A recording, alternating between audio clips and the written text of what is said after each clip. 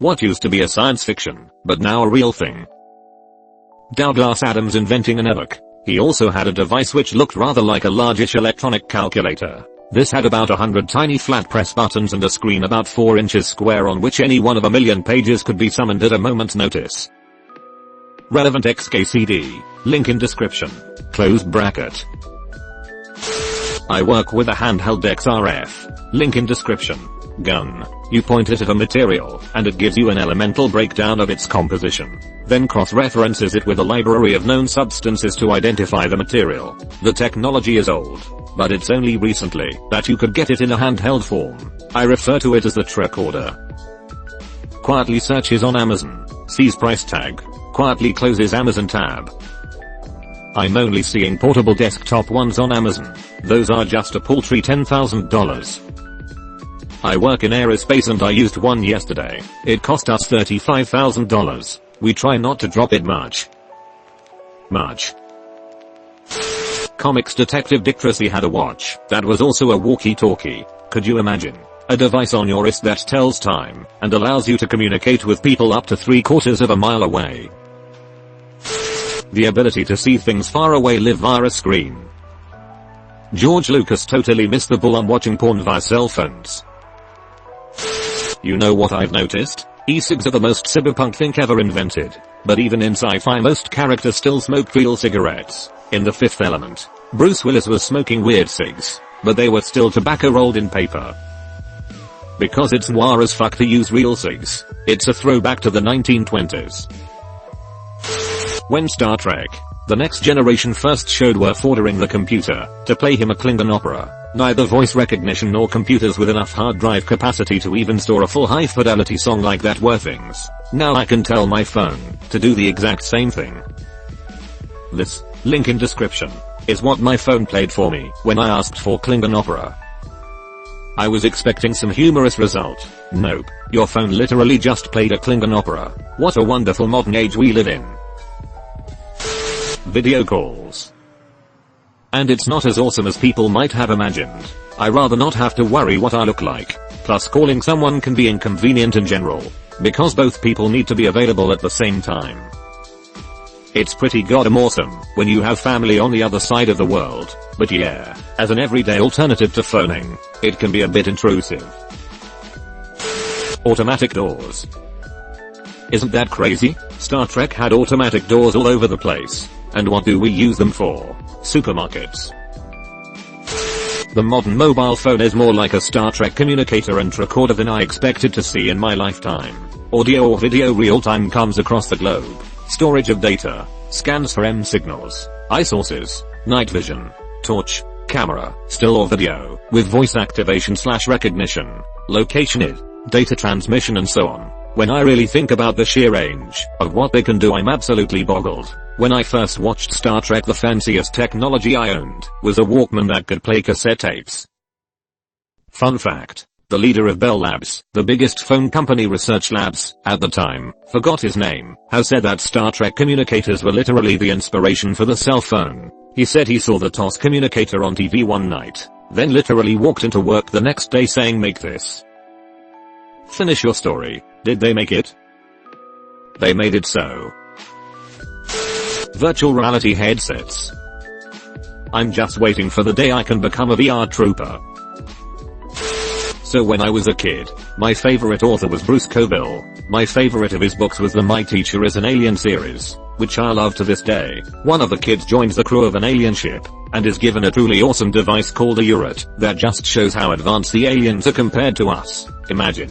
A handheld gadget that can act as a video communicator, can look up any information, can provide directions to wherever you want to go, and can even be used to order items that will be delivered to your home. It's a goddamn smartphone. I guess in 1991 that seemed unbelievably amazing, and not something we would achieve until we also had teleporters and FTL travel.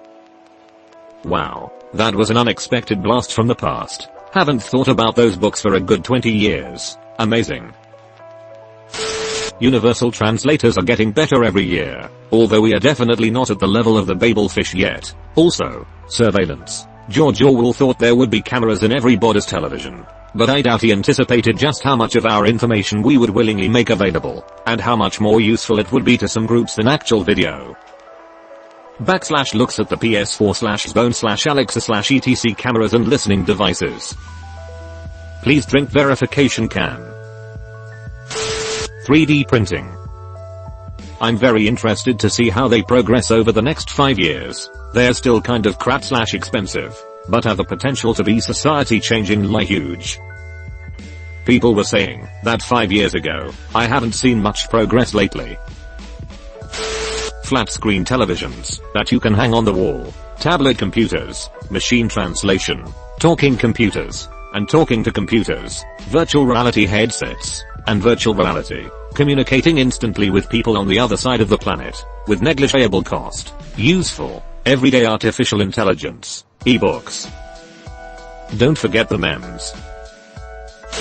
Modern heart monitors and similar devices at hospitals were largely inspired by the biobs in Star Trek. The idea that McCoy could simply look up at a screen just over the patient's bed to get a look at his vital signs was sci-fi, until someone decided it was a really good idea and surprisingly easy to implement. I love how many of these are, so a person saw it on Star Trek and decided it should be a real thing. Walking into a room and handing someone a tablet to show them what you've been working on. Also planetary escape rockets that can land. There's a Twilight Zone episode about a guy imprisoned on Mars, and he gets supplies by rocket every once in a while. It comes down like one of those SpaceX rockets and lands on the launch pad. At the time, that was science fiction. Things like self-service scanners in shops or automation in general. One of the biggest themes in older sci-fi films was technology that did things for you and ordered things when you were low. We have a fair bit of that now. People even take it for granted. Unexpected item in bagging area. Unexpected item in bagging area. Unexpected item in bagging area. Please wait while I summon the human interaction you so desperately tried to avoid.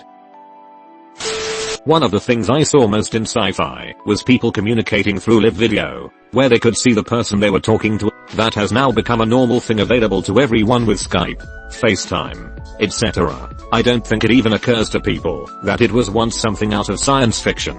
Another thing, Google Translate. It's legitimately amazing. I can just speak into it, or point it at text, and it will translate the words for me. That's revolutionary. Makes me think of universal translators in sci-fi. Ever read Golf in the Year 2000 apostrophe? Half the things mentioned there actually happened. For the record, the book I'm talking about is from 1892. TL, Doctor. Amongst other things, there's digital watches, television, undersea bullet trains, chemical warfare and emancipation of women. They even dress the same as men. Try imagining that in 1892. Digital watches, that's a pretty neat idea. Earbuds were written about by Ray Bradbury in Fahrenheit 451. He also wrote about flat screen TVs, robotic dogs, see Boston Dynamics for that eye roll, portable phones, and the gigantic police state, among other things. Propulsive landing of rocket stages. It's kind of a small thing, but there's a scene in From Russia with Love where Sean Connery has a phone in his car. I never gave it a second thought. It had no impact on me whatsoever. But then my dad walked in and mentioned how fucking far out that was to him when he first saw it. It was so advanced, so convenient, so space age at the time, and talking while driving now is so ubiquitous I never even considered that scene was basically fiction at the time. Watching that scene has a totally different context today than it did in 1963.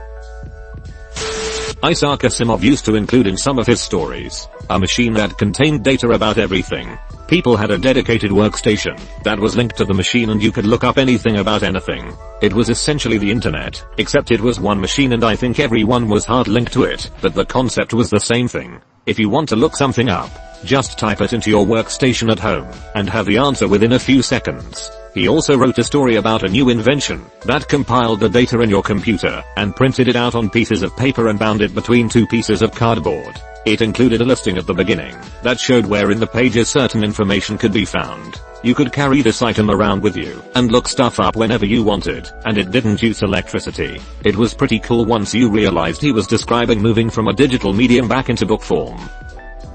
And now we have printer/photocopier stations that can automatically staple and hole punch your documents.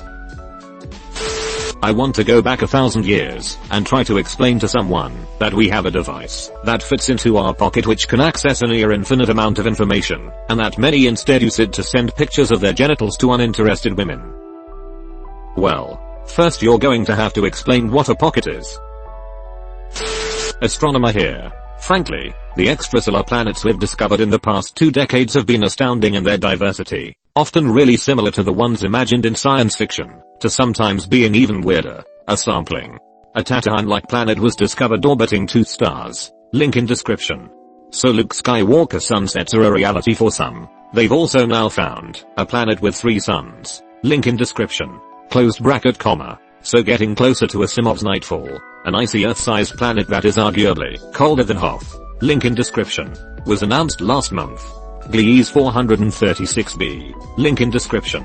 Is an exoplanet that is the size of Neptune, orbiting a red dwarf star, but has red hot ice on it. This is a science fiction type insanity in reality called Ice Seventh. Link in description. Where liquid water is under intense pressure, so its melting point is around 725 C, and the planet is only 400 C, so the ice won't melt. Wasp 12b. Link in description. Is a planet being devoured by its star. The planet is so close to its star that it orbits once in 26 hours, and the star is siphoning off matter at a rate of 6 billion tons every second. J1407b. Link in description. Is a planet with a ringed system, so huge that it's a super Saturn with rings 200 times larger than Saturn's, and stretch out to 75 million miles or so in diameter. For context, Mars at its closest approach to us is 34 million miles, so if you put the planet at our spot, the rings would stretch out past Mars. It's always so awesome when science gives us worlds even more amazing than what the stories thought up. FTL travel is still science fiction though. Sorry. Please tell me more about awesome planets. Subscribe. Going to a space station. Or designing a component for a space station on Earth, and beaming it to the space station to be printed there. Minority Report, 2002, had a surprisingly accurate depiction of future technology. Shit, this movie predicted decently well. Facial recognition software. Been researched since the 1960s, but didn't become prominent in the public domain until about 2006/2007. Some examples of facial recognition software are smartphones, search engines, social media platforms, gaming consoles, motion capture. It's 2017. Snapchat can use my smartphone camera to apply effects and adjust/animate those effects based on my head/facial movements. Like, what? Gesture-based user interfaces. I think it not only predicted, but also inspired, and even drove the development of such interfaces. People even used to refer to them as Minority Report interfaces.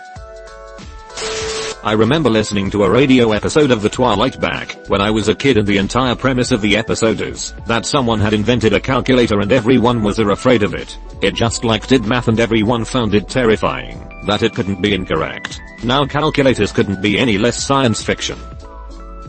How long have you not been a kid? The mechanical calculator, the first one that wasn't an abacus, was invented in 1623, so this guy's 394. My terrifying calculator says this is correct. All citizens carry a card that allows them to spend credit from a central bank on goods and services without paper money changing hands. Looking Backward by Edward Bellamy, 1888. He also said, all citizens receive an equal amount of credit. Those with more difficult, specialized, dangerous or unpleasant jobs work fewer hours, which is similar to UB and yet to happen, or not. For more facts like this, join us at /r/talon_uncensored. That guy sounds pretty smart. It's a good book, full of stuff like this. It's even a quick read. Birth control. Actually, I seem to remember reading somewhere that the Romans had a plant that worked as birth control, but wound up gathering it into extinction. Sounds like humans.